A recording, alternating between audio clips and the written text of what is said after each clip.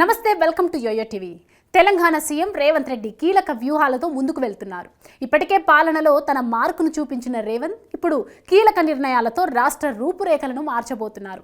ఇదే నేపథ్యంలో ప్రత్యర్థి పార్టీలకు చుక్కలు చూపించేందుకు వ్యూహాలను సిద్ధం చేస్తున్నారు కూడా.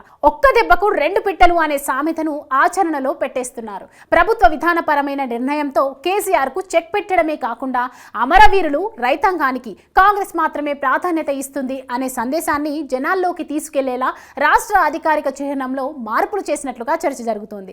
తెలంగాణ రాష్ట్ర చిహ్నాన్ని రాష్ట్ర ఆవిర్భావ దినోత్సవం సందర్భంగా ఆవిష్కరించేందుకు కాంగ్రెస్ సర్కార్ రెడీ అయిపోయింది. ఈ రాజముద్రకు సంబంధించి సోషల్ మీడియాలో పలు ఫోటోలు వైరల్ అయినా తాజాగా ఓ చిహ్నం ఫైనల్ అయినట్లుగా తెలుస్తోంది. ఈ లోగోలో అమరవీరుల స్తూపం, వరి కంకులతో పాటు దేశానికి గర్వకారణమైన అశోక చక్రం ఉండనున్నట్లుగా తెలుస్తోంది.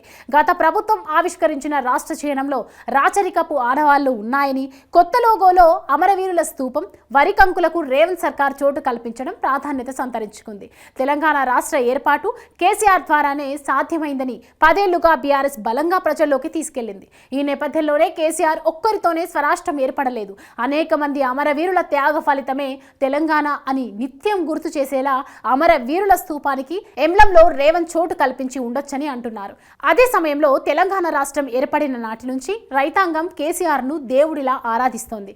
దీంతో కేసీఆర్ ను మించి వ్యవసాయానికి కాంగ్రెస్ ప్రాధాన్యత ఇస్తుందని చెప్పే ఉద్దేశంతో పాటు తెలంగాణ ప్రజలు ప్రధాన వృత్తి వ్యవసాయం, ప్రజల జీవనాధారం పాడి పంటలు అయినందున చీనంలో రైతాంగం ప్రతిబింబించేలా ఉండాలని ఈ మార్పులను రేవంత్ సూచించి ఉండొచ్చని ప్రచారం జరుగుతోంది. ఈ మార్పులకు కారణం రాజకీయమైన రేవంత్ నిర్ణయాన్ని మెజారిటీ ప్రజలు స్వాగతిస్తుండడం విశేషం.